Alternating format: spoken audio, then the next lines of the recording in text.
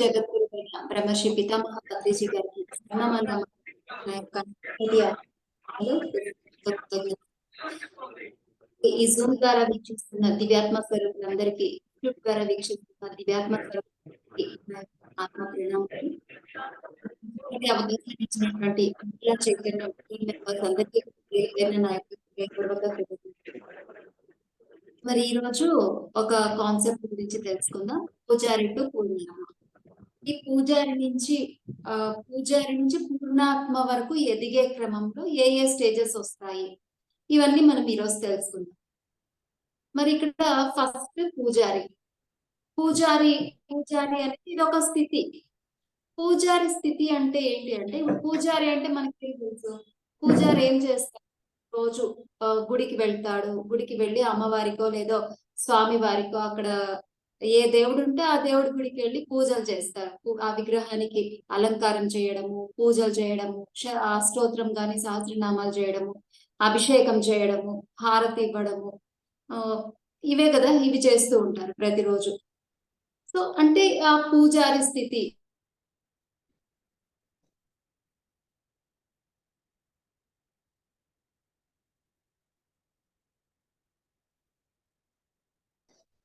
Madam stuck అయిపోయారు.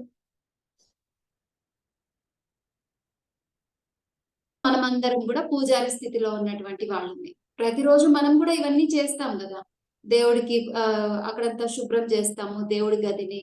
తర్వాత ఆ దేవుడిని అలంకరిస్తాము, పూలతో పూజ చేస్తాము, దీపాలు వెలిగిస్తాము, అష్టోత్తరము సహస్రనామాలు ఇవన్నీ చదువుతాము. లేదా ఇంకా ఏదైనా మనకు తెలిసిన శ్లోకాలు ఇంకేదైనా ఉంటే ఆ దేవుడి ముందర చదవడము, పూజ చేయడము, ఇవన్నీ మనం కూడా చేస్తాం, హారతిస్తాం. ఇవన్నీ అంటే మనమందరం ఈ పూజారి స్థితిలో ఉన్నటువంటి వాళ్ళమే. ఇదొక స్థితి. ఇంకా పండుగలు వస్తే ఏం చేస్తాము, ప్రత్యేకంగా ఇంకా వ్రతాలు, నోములు. ఇంకా శ్రావణ మాసం వచ్చింది. ఇంకా శ్రావణ మాసం అంటేనే ఇంకా పండుగలు, కంటిన్యూగా వరుసగా పండుగలు ఉంటాయి. సో ఆ పండగప్పుడు ఎంత భక్తి శ్రద్ధలతో ఉదయాన్నే నిద్ర లేచి తలంటి స్నానం చేస్తాము, ఇల్లంతా శుభ్రం చేసుకుంటాము, ఆ దేవుడికి ఇంకా ప్రత్యేక అలంకరణ చేస్తాం ఎంతో భక్తి శ్రద్ధలతో. ఆ రోజు అసలు మనకు కష్టంగా కూడా అనిపించదు, ఇంకా ఇష్టంగా చేస్తాం. అయ్యో ఈరోజు పండగ, ఈరోజు దేవుడి పండగ, వరలక్ష్మి వ్రతము లేదా కృష్ణాష్టమి, కృష్ణ జయంతి అనేసి ఇంకా ఇష్టంగా దేవుడికి అన్ని చేస్తాం. నైవేద్యాలు, ఎన్నో రకాల పదార్థాలు వండుతాం, ఆహార పదార్థాలు వండుతాము, పిండి వంటలు వండుతాము. తర్వాత ఇంట్లో ప్రత్యేకంగా అలంకరిస్తాము. ఇంకా పూజ టయానికి అన్ని అక్కడ పీఠాన్ని అలంకరించి అక్కడ మనం ఏ దేవుడికి పూజ చేయాలనుకుంటామో ఆ దేవుణ్ణి, అమ్మవారిని, ఆ వరలక్ష్మి దేవిని ప్రతిష్ఠించడము, లేదంటే కలశాన్ని పెట్టడము, అలంకరించి ఇవన్నీ చేసి మళ్ళీ స్పెషల్ పూజ చేస్తాం. పూజ చేసి భక్తి శ్రద్ధలతో చేస్తాం. చేసి మనం వండినటువంటి ఆ పిండి వంటలన్నీ తీసుకొచ్చి దేవుడికి నైవేద్యం చేస్తాము, హారతిస్తాము. అందరికీ హారతి ఇచ్చి మనము మొక్కుంటాము. తర్వాత ఇంకా సాయంకాలం అయితే అందరినీ పేరంటానికి పిలిచి వాళ్ళందరికీ కూడా కుంకుమ ఇచ్చి, తాంబూలం ఇచ్చి అన్ని చేస్తాం. ఇదంతా కూడా రోజంతా పని ఉంటుంది. అయినా ఎంత భక్తి శ్రద్ధలతో, ఎంత ఇష్టంగా చేస్తాం. కష్టంగా అనిపించదు మనకి, ఇష్టంగా చేస్తాం. ఎందుకంటే దేవుడి పండగ, ఈరోజు పండగ, దేవుడు మన ఇంటికి వస్తాడు అని చెప్పి ఎంతో భక్తి శ్రద్ధలతో పూజలు చేస్తూనే ఉన్నాం. మరి ఆ పూజలు ఇదంతా ఒక స్టేజ్. ఈ పూజారి స్థితిలోనే ఇవన్నీ వస్తాయి. ఈ పూజలు, వ్రతాలు, నోములు నోముకోవడము, హోమం చేయడం, ఇవన్నీ కూడా పూజారి స్థితిలోనే. ఇంత భక్తి శ్రద్ధలతో ఎన్నో జన్మలుగా చేస్తూనే ఉన్నాం. ఈ జన్మలోనే కాదు, ఈ జన్మలో మనకు ఊహ తెలిసినప్పటి నుంచి ఇప్పటి వరకునే కాదు, ఎన్నో జన్మలుగా పూజలు చేస్తూనే ఉన్నాం. సో ఇది ఒక స్టేజ్. ఈ స్థితి నుంచి తర్వాత మంత్రోపాసన స్థితి. మంత్రోపాసన స్థితి అంటే ఒక మంత్రాన్ని ఉపదేశం తీసుకుంటాం. ఒక గురువు దగ్గర నుంచి మంత్రాన్ని ఉపదేశం తీసుకొని ప్రతినిత్యము ఆ మంత్రాన్ని ఉపదేశిస్తూ ఉంటాం. ఇది నా ఎక్స్పీరియన్సే చెప్తాను. మంత్రోపాసన స్థితి ఇది నేను కూడా ఉపదేశం తీసుకున్నాను ఫ్రెండ్స్. 2007 లో నేను ధ్యానంలోకి వచ్చాను. 2006 లో నేను మంత్రోపాసన స్థితిలో ఉన్నా. 2006 లోనే నేను ఈ ఒక మంత్రాన్ని, ఒక గురువు నుంచి మంత్రాన్ని ఉపదేశంగా తీసుకొని మంత్రాన్ని జపిస్తూ ఉండేదాన్ని అనమాట. సో ఆ మంత్రాన్ని ఉపదేశంగా తీసుకొని ప్రతినిత్యం ఉదయం నిద్ర లేచినప్పటి నుంచి అక్కడ అది ఏం చెప్పేవాళ్ళంటే గురువులు అక్కడ కూడా అంటే నాకు ఎందుకో సడన్ గా నాకు ఒక ఆలోచన వచ్చిందనమాట. ఎందుకో భగవంతుడి గురించి తెలుసుకోవాలి అని ఒక ఆలోచన బలంగా వచ్చింది. సో నాకు బాబా అంటే షిరిడి సాయిబాబా అంటే చాలా ఇష్టం. రూమ్ లో కూడా ఒక బాబా ఫోటోని పెట్టుకొని ఉంటానన్నమాట. పెట్టుకొని నాకు ఏమనిపిస్తే అది నేను బాబాతోనే ప్రతిదీ నేను షేర్ చేసుకోవడం బాబాతోనే. నాకు ఇది ఏది కావాలన్నా ఏమి నాకు ఒక బాధ ఉన్నా సరే, ఒక సంతోషం ఉన్నా ప్రతిదీ నేను బాబాతోనే చెప్పుకునేదాన్ని. నేను ఎవరితో చెప్పుకోను. ఒక బాబాతోనే, భగవంతుడితోనే ఆ కమ్యూనికేషన్ పెట్టుకున్నానన్నమాట. సో అట్లా నాకు దేవుడి గురించి తెలుసుకోవాలి బాబా బాబా అనేసి నేను ప్రే చేశాను. నాకు ఒక గురువు కావాలి. అంటే బాబా ఒక గురువు కానీ నాకు తెలీదు. ఆ చిన్నప్పటి నుంచి కూడా బాబా అంటే దేవుడేమో. ఎందుకంటే అక్కడ బాబా గుళ్ళున్నాయి, అభిషేకాలు చేస్తారు, పూజలు చేస్తారు. అందుకని దేవుడేమో అనుకున్నా. సో నేను అందుకని నాకు ఒక గురువు కావాలి, ఒక సద్గురువు కావాలి. నేను భగవంతుడి గురించి తెలుసుకోవాలి అని చెప్పి నేను బాబాని ప్రే చేశానన్నమాట. చేస్తే ఆశ్చర్యంగా కొన్ని రోజులకే ఒక ఫోన్ వచ్చింది నాకు. మా ఫ్రెండ్ నుంచి ఒక గురువు వస్తున్నారు. రా సుధా అని చెప్పి మా ఫ్రెండ్ కాల్ చేసి చెప్పిందనమాట. నాకు ఈ సంతోషం అసలు. సరే అని చెప్పి ఇంకా గురువు వస్తున్నారు కదా అని చెప్పి వెళ్ళానన్నమాట. వెళ్తే ఆడ చూస్తే మామూలుగా గురువు అంటే ఏమనుకుంటాం? కాషాయ వస్త్రాలు వేసుకొని గురువు ఆయన ఎక్కడో కూర్చోంటే మనం ఎక్కడో కూర్చోవడము ఇలా మనకు తెలిసింది ఇదే కదా. కానీ అక్కడికి పోతే ఆశ్చర్యం. ఆయన నార్మల్ ఒక పంచ ఒక షర్ట్ వేసుకొని వచ్చారనమాట. ఆయన వెళ్ళి ఎవరైనా పాద నమస్కారం చేసుకుంటే ఆయన ఒప్పుకునేవాళ్ళు కాదు. ఎందుకంటే నీలో ఏదైతే ఉందో నాలో కూడా అదే ఉంది. అసలు ఎవరికి మొక్కాల్సిన అవసరం లేదు అని చెప్పి చెప్పేవాళ్ళనమాట. ఒకవేళ అకస్మాత్తుగా ఎవరైనా మొక్కున్నారనుకోండి వెంటనే మన కాళ్ళు మొక్కున్న వాళ్ళు. అంత సింపుల్ గా ఉండేవాళ్ళు ఆ గురువు. పూర్ణానంద గుప్తులు అనేసి బ్రహ్మ చైతన్య మహారాజుల వాళ్ళ శిష్యులు. సో ఆయన అలా గురువు రావడం తర్వాత ఇంకా అక్కడ బ్రహ్మ చైతన్య మహారాజుది ఒక బుక్ ఉంది, ప్రవచనాల బుక్. ఇప్పుడు పారాయణం అంటారు కదా మామూలుగా. ఇప్పుడు ఈ బాబా పారాయణం, ఈ పారాయణం అంటే 7 రోజులు పారాయణ చేస్తారు. కానీ ఆ పారాయణం ఎలా ఉంటుందంటే 365 రోజుల పారాయణం ఆ గ్రంథం అది. అంటే ఒక్కొక్క రోజు ఒక్కొక్క పేపర్. మహారాజులు ఏం చెప్పారు, బ్రహ్మ చైతన్య మహారాజులు అంటే ఆయన ఒక గురువు. ఆ గురువులు ఏం చెప్పారు, వాళ్ళ వాక్కు అంతా అందులో ఉంటుందన్నమాట. ప్రతిరోజు ఒక పేపర్ చదువుకోవడము, కాసేపు జపం చేయడం. సో ఈ క్లాసెస్ స్టార్ట్ చేయమని చెప్పి ఆయన ఆయన బోధన ఆయన స్పీచ్ అంతా అయిపోయిన తర్వాత నా ఫ్రెండ్ తో అన్నారనమాట, క్లాసెస్ స్టార్ట్ చేయండి మీరు కూడా అనేసి. ఇంకా నాకు సంతోషం. ఎందుకంటే నాకు కావాల్సింది అదే కదా, సత్యాన్ని తెలుసుకోవాలి, భగవంతుడిని తెలుసుకోవాలి. అదే తపనతో ఉన్నాను. కాబట్టి నేను సిద్ధంగా ఉన్నాను కాబట్టి గురువు నాకు ఎదురవ్వడం జరిగిందనమాట. యాక్చువల్ గా ఆయనకి పలమనేర్ ప్రోగ్రామ్ లేనే లేదంట. ఓన్లీ ఆయన బెంగుళూరు నుంచి మదనపల్లికి రావడము, మదనపల్లి నుంచి రిటర్న్ బెంగుళూరుకి వెళ్ళిపోవడమే. కానీ ఎందుకో తెలీదు బలంగా అనిపించింది పలమనేరుకి వెళ్ళాలి అనేసి అనిపించిందంట. అనిపించి ఆయన సడన్ గా ఫోన్ చేసి నేను వస్తున్నాను అని చెప్పడము, రావడము, మరి నేను అక్కడికి వెళ్ళడము. తర్వాత ఆయన చెప్పారు ఇట్లా, అసలు నా ప్రోగ్రామే లేదు, ఎందుకు వచ్చాను, నాకు ఎందుకో అనిపించింది, నేను వచ్చాను అంటే. చూడండి ఇక్కడ శిష్యుడు సిద్ధంగా ఉంటే గురువు ఎప్పుడు వాళ్ళే వెతుక్కుంటూ మన దగ్గరకు వస్తారు ఫ్రెండ్స్. సో తర్వాత నాకు అర్థమైంది, నేను ఇక్కడ కోరుకున్నాను కదా, నాకు ఒక గురువు కావాలి, నేను సత్యాన్ని తెలుసుకోవాలి, భగవంతుడి గురించి తెలుసుకోవాలి అని ఇక్కడ తపనతో ఉన్నాను. కాబట్టి వాళ్ళు రావడం జరిగింది అనమాట. సో తర్వాత క్లాసెస్ స్టార్ట్ అయ్యాయి. ప్రతిరోజు క్లాస్ కి వెళ్ళేదాన్ని. వెళ్ళి అక్కడ మంచి మంచి విషయాలు తెలుసుకునేదాన్ని. అంటే అక్కడ భక్తి మార్గం గురించి చెప్తారు. ఇప్పుడు మనది జ్ఞాన మార్గం. అక్కడ ఏమంటే సేమ్ ఇదే విషయాలే ఉంటాయి. ప్రతి ఒక్కరిని ప్రేమించాలి, అందరిని యాక్సెప్ట్ చేయాలి, ఇలానే ఉంటుంది. కానీ అక్కడ ఏమంటే రాముడు మన ద్వారా చేయిస్తున్నాడు. ఎవరితో మాట్లాడుతున్నాము, రాముడితో మాట్లాడుతున్నాను. ఎవరికి వడ్డిస్తున్నాను, రాముడికి వడ్డిస్తున్నాను. అంటే ప్రతి ఒక్కరిలో ఇప్పుడు మనం ప్రతి ఒక్కరు ఆత్మస్వరూపులు అనే భావంతో చేస్తాం కదా. అక్కడ ప్రతి ఒక్కరు రాముడే. ఆ రాముడికే నేను చేస్తున్నాను, రాముడికి వండుతున్నాను, చేయిస్తున్నది రాముడే. ప్రతి ఒక్క చోట రాముడిని ముందర పెట్టి ఆ పని చేయడం. ఇప్పుడు బియ్యము శుభ్రం చేస్తాం, బియ్యం ఏరాలి. ఒక్కొక్క బియ్యము ఆ గింజ రామనామంతో మనము క్లీన్ శుభ్రపరిచినాం అనుకోండి, ఆ దేవుడి శక్తి, ఆ రాముడు ఆ శక్తి అంతా కూడా బియ్యంలోకి వెళ్తుంది అనమాట. మనం వంట వండేటప్పుడు మనము ఆ పవిత్ర భావంతో రామనామంతో వంట వండామనుకోండి, వండిన పదార్థం అంతా కూడా ఆహారం అయిపోతుంది, ప్రసాదం అయిపోతుంది. తిన్నవాళ్ళు ప్రసాదము ఎంత పవిత్ర భావంతో తింటాం కదా. ప్రసాదం అంటే నాకు ఈ ప్రసాదం నాకు రాలేదు, కొంచెమన్నా ఇవ్వండి నాకు అనేసి అది ఒక పవిత్ర భావంతో ప్రసాదాన్ని తీసుకొని కళ్ళకద్దుకొని తింటాము. అవునా కదా? ప్రసాదం అంటే అంత పవిత్ర భావంతో తింటాం. అట్లాంటిది మనం రామనామంతో వంట వండినప్పుడు ఇంకా ఏ ఆలోచనలు ఉండవు చూడండి. ఎంతసేపు ఆ భగవంతుడు, దేవుడు, రాముడు అనే ఆ భావంతోనే పూర్తిగా వండినప్పుడు తినే వాళ్ళకి ఎంత అద్భుతంగా ఎక్కుతుంది కదా. ఏ ఆలోచనలతో వంట చేస్తామో అదే తినే వాళ్ళకి అదే ఎక్కుతుందంట. మరి మనం ఇంత పవిత్ర భావంతో వంట వండినప్పుడు తినే వాళ్ళకి అవే భావాలే ఎక్కుతాయి. సో అలా చెప్పేవాళ్ళు అనమాట. సో అట్లా నాకు ప్రతిరోజు అక్కడ ఏదైతే విన్నానో వెంటనే నేను ఆచరణలోకి పెట్టేదాన్ని అనమాట. సో ప్రొద్దున లేచినప్పటి నుంచి మరి అక్కడ పిల్లల్ని 7 కంతా రెడీ చేసి స్కూల్‌కి పంపించాలి. టిఫిన్ రెడీ చేయాలి, లంచ్ కి భోజనం రెడీ చేయాలి. అది రూల్ వాళ్ళ స్కూల్‌లో. సో వెజిటబుల్స్ ఉండాలి, ఫ్రూట్స్ ఉండాలి, క్యారేజ్‌లో ప్రతి ఒక్కటి ఉండాలి. అంటే టిఫిన్, వంట అన్నీ అయిపోవాలి 7 కంతా. పిల్లలు రెడీ అయిపోవాలి. రెడీ చేసి 7:15 కంతా ఇంటి నుంచి పంపించేయాలన్నమాట.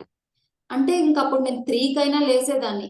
3కో, 3:30 ఎప్పుడు మెలకువొస్తే అప్పుడు లేచి కొంతసేపు జపం చేసుకోవడము, తర్వాత మానస పూజ చేసుకోవడము, తర్వాత కొంతసేపు వాటర్ థెరపీ, యోగా ఇవన్నీ చేసుకొని 5 కంతా వంటింట్లోకి వచ్చేసేదాన్ననమాట. వచ్చి అన్నీ ప్రిపేర్ చేసి పిల్లల్ని స్కూలుకి పంపించేదాన్ని. అట్లా మళ్ళా మధ్యాహ్నం ఎప్పుడైనా గ్యాప్ వచ్చిందంటే కళ్ళు మూసుకొని జపం చేసుకోవడము.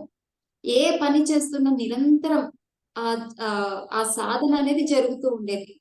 అక్కడ ఇంకా ఏం చెప్పేవాళ్ళంటే గురువులు, మనం ఇప్పుడు ఒక పని చేస్తూ ఉంటాం. ఇప్పుడు ఎన్నో ఆలోచనలు వస్తూ ఉంటాయి. అవునా కాదా? అక్కడ ఏం చెప్తారంటే ఇప్పుడు శ్రీరామ జయ రామ జయ జయ రామ అని మనం గట్టిగా చెప్పినప్పుడు మన మనస్సు అటు ఇటు పరిగెత్తదు. ఆ నామం మీదే ఉంటుంది మొత్తం, మన దృష్టి మొత్తం. అంటే మన నోటి నుంచి మనం చెప్పిండే నామాన్ని మన చెవులతో మనం వినడం. అప్పుడు ఏ ఆలోచనలు ఉండవు మనకి. దీన్ని వైఖరి భక్తి అంటారు. గట్టిగా చెప్పడాన్ని, చెప్పిన దాన్ని మన చెవులతో మనం వినడాన్ని వైఖరి భక్తి అంటారు. అట్లా వైఖరి భక్తితో ఆ రామనామాన్ని గట్టిగా కాసేపు చెప్తూ చెప్తూ ఉంటే లాస్ట్‌కి అది లోపలికి వెళ్తుందన్నమాట. పెదవులు క్లోజ్ అయిపోతాయి. ఇక్కడ జరుగుతా ఉంటుంది రామనామం. అది వైఖరి భక్తి అయితే, ఇది మధ్యమ అంటారు. మధ్యమ భక్తి అంటారు. అదెందుకది న్యాచురల్ గా జరుగుతుంది. బయట జరిగేది లోపలికి వెళ్ళి ఇంకా శబ్దం ఉండదక్కడ. సో మనసుతో మనం వింటూ ఉంటాం. దాన్ని మధ్యమ అంటారు. అక్కడ కాసేపు నామం జరుగుతూ జరుగుతూ హృదయ స్థానానికి దిగుతుందన్నమాట. ఇది పశ్యంతి అంటారు. పశ్యంతి భక్తి అంటారు. అది న్యాచురల్ గా జరుగుతుంది ఫ్రెండ్స్ ఇది. ఆ నామం ఇక్కడికి దిగుతుంది. అక్కడ దృష్టి పెట్టి మనం పనులు చేసుకుంటూ ఇక్కడ దృష్టి పెట్టి ఆ నామాన్ని వింటూ వింటూ ఉండడం. తర్వాత అక్కడ జరుగుతూ జరుగుతూ నాభి స్థానానికి వెళ్తుంది అది. పరాభక్తి అంటారు దీన్ని. దీన్ని గోపికలు ఎప్పుడు పరాభక్తిలో ఉండేవాళ్ళు అంటారు. అక్కడి నుంచి ఒక్కసారితో భ్రూమధ్యానికి వస్తుందంట. ఆ నామం భ్రూమధ్యానికి కొడుతుందంట. ఇది సేఫెస్ట్ వే అంటారు గురువు. ఇది భక్తి మార్గం. అంటే ఇప్పుడు జ్ఞాన మార్గంలో నేను చేస్తున్నా అనే అహంకారం వచ్చే ఛాన్సెస్ ఉంటాయి. సో అహంకారం వచ్చిందంటే కింద పడిపోతాం, పతనం తప్పదు.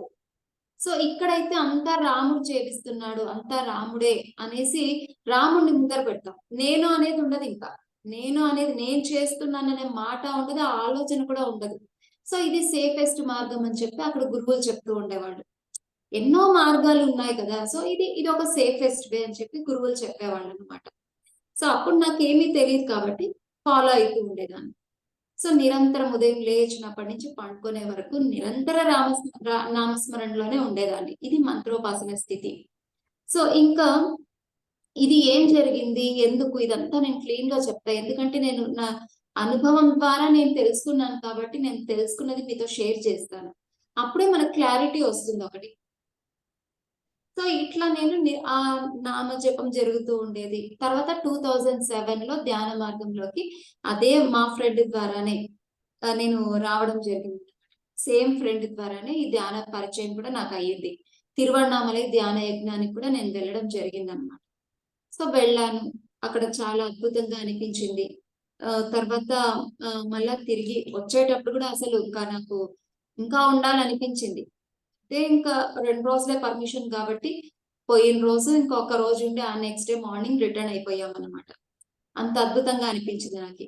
తర్వాత పలంనేరుకి తిరిగి వచ్చిన తర్వాత ఏ మాస్టర్ క్లాసెస్ ఉన్నా కూడా మేము మిస్ చేయకుండా వెళ్ళేవాళ్ళం. అయితే నాకేమీ తెలీదు. మా ఫ్రెండ్ ఏం చెప్తే అదే నాకి. ఎందుకంటే తనకి స్పిరిచువాలిటీ టచ్ ఉంది. నాకసలు ఏమీ తెలీదు. పరిచయం కూడా నాకు లేదు. తన ద్వారానే స్పిరిచువాలిటీ నాకు పరిచయం అంటే. సో అందుకని తనేం చెప్తే అదే అన్నమాట. గురువుల దగ్గర కూడా తను పెళ్లికి ముందు నుంచినే గురువుల దగ్గర ఉన్నింది. సో ఎంతో నాలెడ్జ్ తనకుంది కాబట్టి తను ఏం చెప్తే అది. సో ఈ మాస్టర్ క్లాసెస్ లో అనుభవ జ్ఞానం చెప్తారు చూడండి. అనుభవ జ్ఞానం చెప్పేటప్పుడు ఇదేం మనకు అవసరం లేదు కదా, మనం వెళ్ళిపోదామంటే సరే వెళ్ళిపోదామని లేసి వచ్చేసేవాళ్ళు. ఏదైనా కాన్సెప్టో లేదా సబ్జెక్ట్ గురించి నాలెడ్జ్ షేర్ చేసేట్లయితే ఉండి వినేవాళ్ళం. అనుభవ జ్ఞానం ఎప్పుడు వినలేదన్నమాట నేను. ఎప్పుడు వినలేదు అసలు. అనుభవ జ్ఞానం ఎలా ఉంటుందో కూడా నాకు తెలియదు. పత్రి సారు ఎప్పుడు అనుభవ జ్ఞానాన్ని చెప్పిస్తూ ఉంటారు. అందరినీ లేచి నీ అనుభవం చెప్పు, నీ అనుభవం చెప్పు అని చెప్పిస్తూ ఉంటారు. ఎప్పుడు నేను వినలేదు అసలు.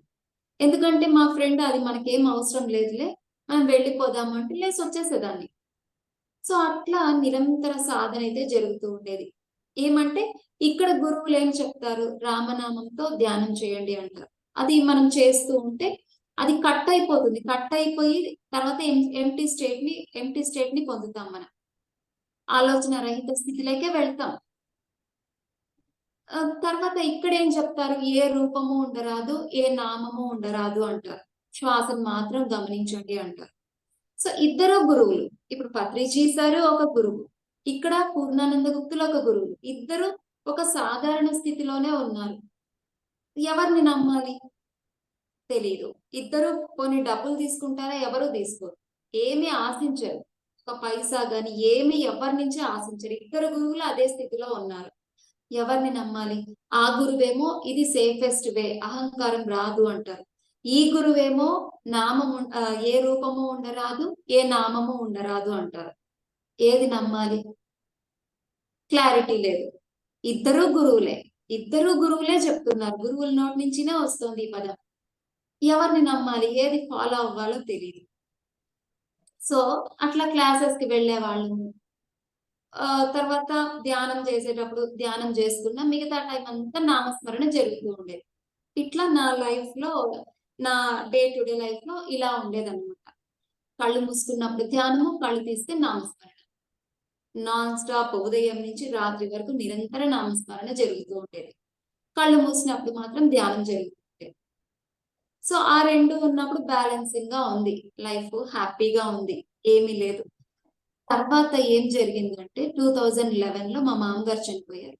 చనిపోయిన తర్వాత 2013 లో ఇల్లు కన్స్ట్రక్షన్ వర్క్ స్టార్ట్ చేయాలనుకున్నాం. ఇంకా మా ఆయన ఒక్కరే. చూడండి ఇక్కడ నేను నేర్చుకోవడం ముఖ్యంగా ఇక్కడ జరిగిందన్నమాట.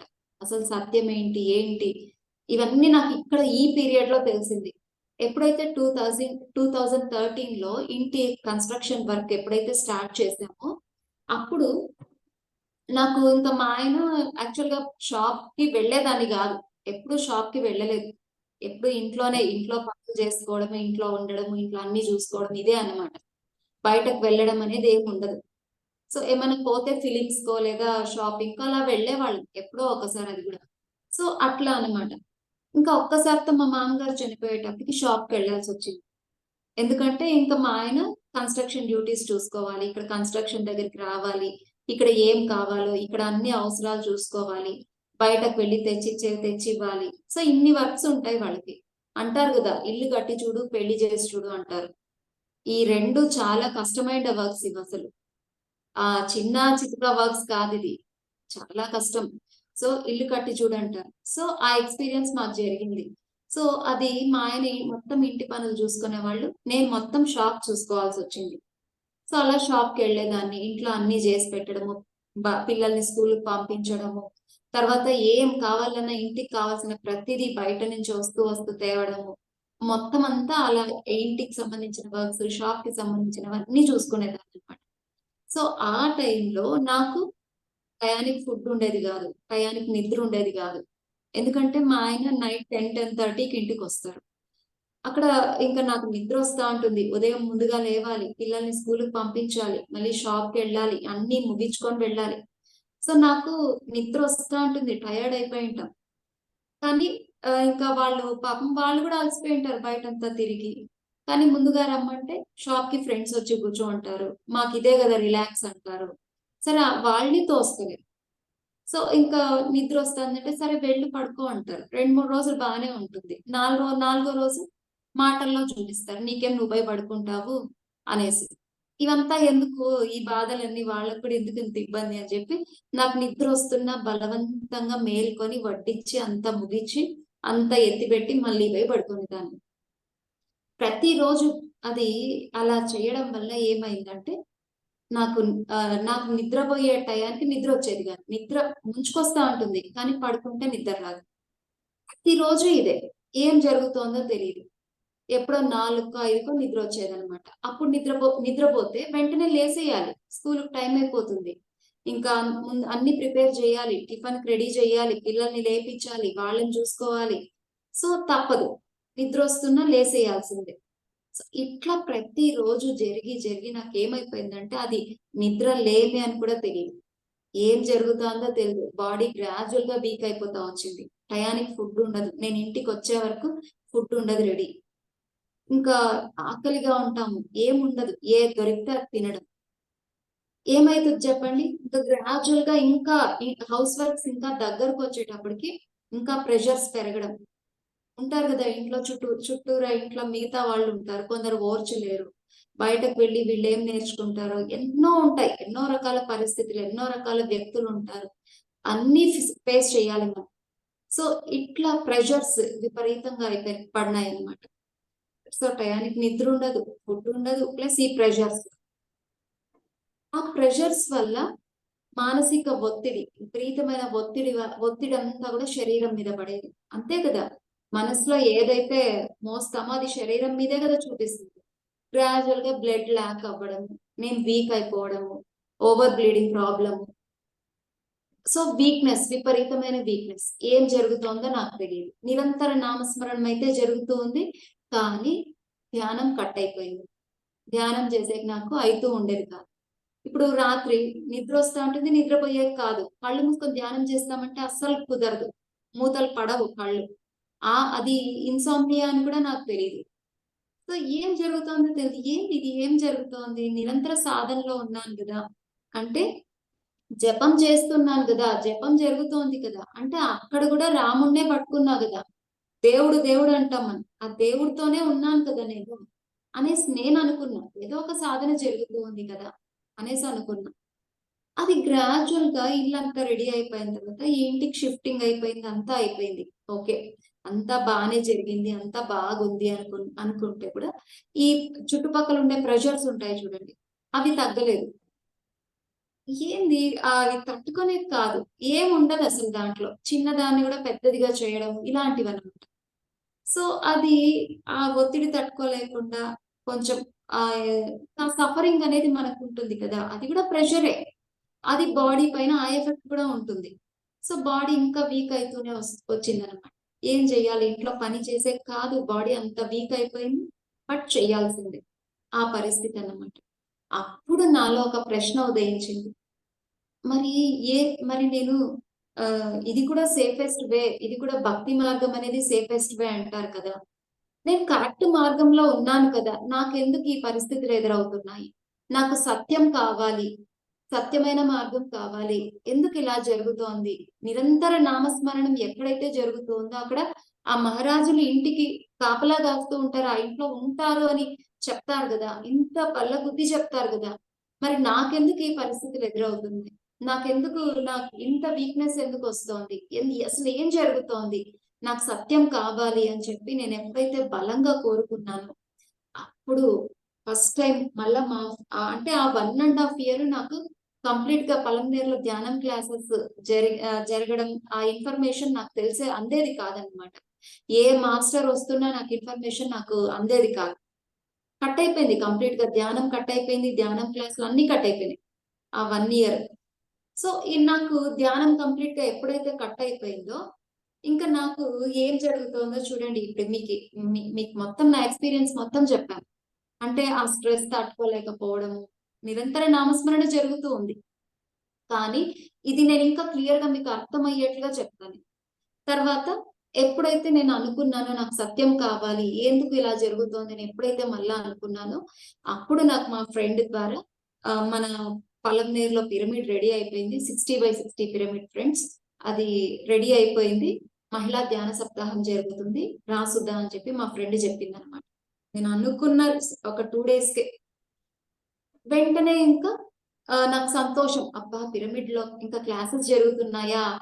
ఎన్ని రోజులకి వింటున్నాను గదా! అని చెప్పి సంతోషం. వెళ్ళాలి, ఎప్పుడెప్పుడు వెళ్ళాలి అనే తపన. సో ఏమంటే 5, 6 కిలోమీటర్స్ దూరంలో ఉంది ఆ పిరమిడ్ వెళ్ళాలంటే. లేడీస్ ఈవినింగ్స్ భద్రం కావాలి గదా! సో ఇంకా ఎవరైనా ఫ్రెండ్స్ ఉంటే బావుంటుంది అనుకున్నాను. వెంటనే ఒక పిండి రుబ్బించుకోవడానికి ఒక మిషన్ దగ్గరికెళ్ళాననమాట. వెళ్తే అక్కడ నాకు మా ఫ్రెండ్ ఎదురవ్వడం. నాకన్నా పెద్దావిడ ఆవిడ. సో నేను ఆ అక్కతో చెప్పాననమాట. ఇట్లా క్లాసెస్ స్టార్ట్ అవుతున్నాయంట. వెళ్దాం అక్క అనేసి. అయ్యో! పోదాం సుధా, నేను వస్తాను అని చెప్పింది సంతోషంగా. సరేలే ఇంకా ఫ్రెండ్స్ రెడీ. ఎప్పుడెప్పుడు వెళ్దామా అని వెళ్ళా. వెళ్ళిన తర్వాత ఫస్ట్ టైం నేను అనుభవ జ్ఞానం విన్నాను. ఆ మేడం యొక్క ఎక్స్‌పీరియన్స్ విన్నాను. ధ్యానంలోకి రాకముందు అనారోగ్యంతో సఫర్ అయ్యేదాన్ని నేను. ధ్యానంలోకి వచ్చిన తర్వాత ఆరోగ్యాన్ని పొందాను. నా లైఫ్ లో ఎన్నో చేంజెస్ వచ్చాయి అని చెప్పి ఆ మేడం యొక్క ఎక్స్పీరియన్స్ విన్నా. విన్నప్పుడు ఫస్ట్ నాలో ఉదయించిన ప్రశ్న ఏంటి అంటే, ధ్యానానికి ఇంత శక్తి ఉందా? ధ్యానం ద్వారా ఆరోగ్యాన్ని పొందుతామా? ఫస్ట్ ప్రశ్న నాలో ఉదయించింది. ఎందుకంటే అప్పటికి నేను వీక్ గా ఉన్నా. మామూలుగా అయితే నాకు ఏ రోగము లేదు. ఎంత హెల్తీగా ఉంటానంటే ఒక టాబ్లెట్ పేరు కూడా నాకు తెలీదనమాట. అంటే ఇక్కడ నేను అనుభవపూర్వకంగా తెలుసుకోవడం కోసం నా ఈ ఎక్స్‌పీరియన్సెస్ ఇవన్నీ నాకొచ్చాయన్నమాట. సో ఫస్ట్ టైమ్ ఎక్స్‌పీరియన్స్ విన్నప్పుడు ధ్యానంలో ఇంత గొప్పతనం ఉందా? ఇన్ని జరుగుతాయా? ధ్యానం ద్వారా ఆరోగ్యాన్ని పొందుతామా? అని ఫస్ట్ టైమ్ నాకనిపించింది. రెండో రోజు క్లాస్‌కి వెళ్ళాను. వెళ్తే ఆ మేడం కూడా ఇదే షేర్ చేసుకున్నారు. ధ్యానం చేసిన తర్వాత నాకు ఆరోగ్యాన్ని పొందాను నేను. అంతకుముందు ఇలాంటి సఫరింగ్స్ ఉండేవి నాలో. ఈ అనారోగ్య సమస్యలు ఉండేవి అని చెప్పి ఆ మేడం కూడా తన యొక్క అనుభవ జ్ఞానాన్ని పంచుకున్నారు. అప్పుడు ధ్యానం చేస్తే ఆరోగ్యాలు బాగైతాయా? అయితే నేను ఇదే ధ్యానం చేస్తాను. ఎందుకు చేయకూడదు? అని ఆ రోజు నిర్ణయించుకున్నాను. అప్పుడు మళ్ళా ఒక ప్రశ్న మనసు చెప్తోంది నాకి. నీలో ఇంతలా నామస్మరణ జరుగుతోంది కదా! నీ అణువణువు నీ ప్రమేయం లేకుండా రామనామంతో నిండిపోయింది గదా! అట్లాంటి నామాన్ని నువ్వు ఒక్కసారితో వదిలేస్తావా? అని మళ్ళీ ప్రశ్న మనసు చెప్తోంది నాకి. అప్పుడు నేను చెప్పాను. నేను నా మనసుతో అన్నాను నేను. ఏముంది ఒక ఎక్స్‌పెరిమెంట్. ఏదైనా ఒక ఎక్స్‌పెరిమెంట్ చేస్తేనే గదా మనకి అది దాంట్లో ఏముంది అనేది తెలిసేది. 40 డేస్ ధ్యానం చేద్దాం. అక్కడ నాకు చేంజ్ వచ్చిందా? ఓకే. ఏ చేంజ్ లేదా? నా మార్గం నాకుంది గదా! అని ఆ రోజు కంప్లీట్‌గా నామాన్ని వదిలేసాను. వదిలేసి శ్వాస మీద ధ్యాస ధ్యానాన్ని గట్టిగా పట్టుకున్నా. అదే సప్తాహంలో ఇంకొక మాట విన్నా నేను. ఏంటి అంటే 1 గంట, 2 గంటల ధ్యానం కాదు.